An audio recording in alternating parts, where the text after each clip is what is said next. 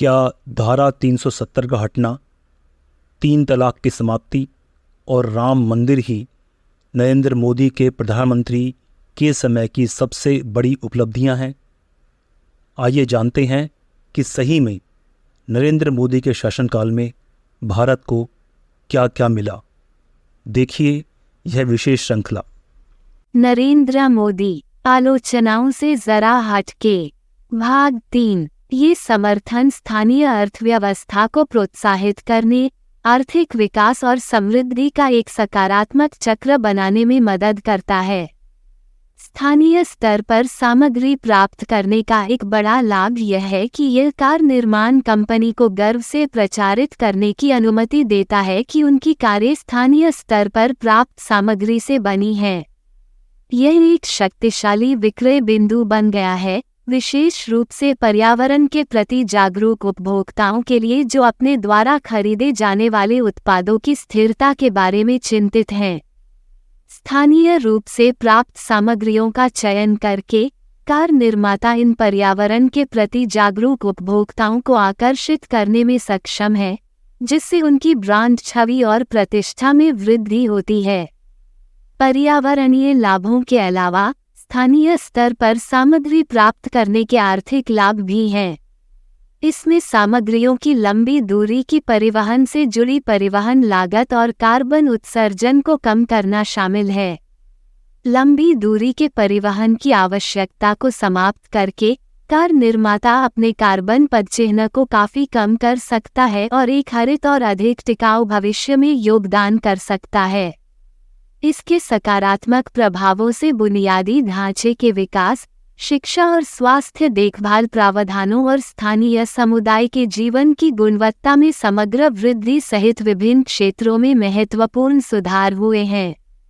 इसके अलावा स्थिरता को बढ़ावा देने की कंपनी की प्रतिबद्धता ने ग्राहकों के एक नए समूह को आकर्षित किया है जो पर्यावरण अनुकूल उत्पादों को अत्यधिक महत्व देते हैं।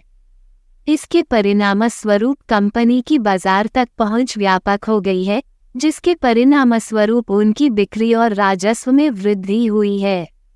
उदाहरण के तौर पर आइए एक ऐसे परिदृश्य पर विचार करें जहां एक कार निर्माता ने अपनी उत्पादन सुविधाओं के भीतर एक व्यापक रिसाइक्लिंग कार्यक्रम लागू किया है। इस कार्यक्रम का उद्देश्य विनिर्माण प्रक्रिया में धातु स्क्रैप और प्लास्टिक घटकों जैसे अपशिष्ट पदार्थों को इकट्ठा करना और उनका पुनः उपयोग करना है। ऐसा करने से कंपनी न केवल लैंडफिल में भेजे जाने वाले कचरे की मात्रा को कम करती है, बल्कि नए कच्चे माल को निकालने और संसाधित करने की आवश्यकता को भी कम करती है। नतीजतन ये पहल प्राकृतिक संसाधनों के संरक्षण में योगदान देती है और कार्बन उत्सर्जन में कमी लाने में सहायता करती है। इसके अलावा कंपनी ने ये सुनिश्चित करने के लिए नवीकरणीय ऊर्जा प्रदाताओं के साथ साझेदारी बनाई है कि इसकी विनिर्माण सुविधाएं सौर या पवन ऊर्जा जैसे स्वच्छ ऊर्जा स्रोतों द्वारा संचालित हैं। ये रणनीतिक कदम न केवल कंपनी को अपने कार्बन पदचिह्न को कम करने में मदद करता है, बल्कि इसके समग्र पर्यावरणीय प्रभाव को भी कम करता है। उदाहरण के लिए आइए एक कार निर्माण कंपनी का उदाहरण लें जो सक्रिय रूप से पुराने वाहनों से स्क्रैप धातु भागों को इकट्ठा करती है और नए कार घटकों को बनाने के लिए उनका पुनः उपयोग करती है। ऐसा करने से कंपनी खनन और ताज़ा धातुओं को निकालने की आवश्यकता को प्रभावी ढंग से कम कर देती है, जो बदले में प्राकृतिक संसाधनों को संरक्षित करने में मदद करती है। इसके अलावा कंपनी पास के पवन फॉर्मों से अपनी ऊर्जा प्राप्त करके अतिरिक्त प्रयास करती है, इस प्रकार प्रभावी ढंग से अपने कारखानों को स्वच्छ, नवीकरणीय ऊर्जा से शक्ति प्रदान करती है।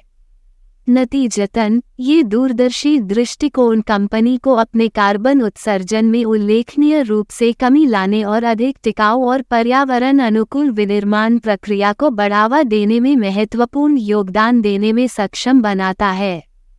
नरेंद्र मोदी आलोचनाओं से जरा हटके, भाग 3 समाप्त। धन्यवाद। आप देख रहे थे गॉड ब्लेस टीवी हिंदी। हमारे साथ जुड़ने के लिए सब्सक्राइब अवश्य करें।